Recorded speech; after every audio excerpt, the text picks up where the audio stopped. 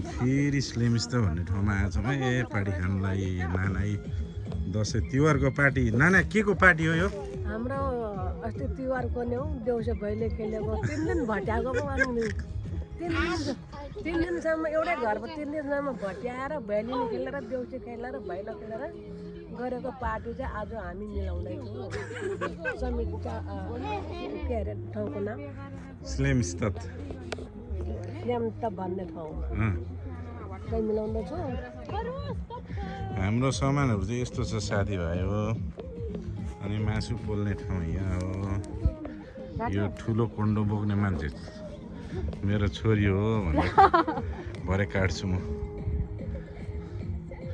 यस्तो छ मासु मार्ने ठाउँ साथीभाइ।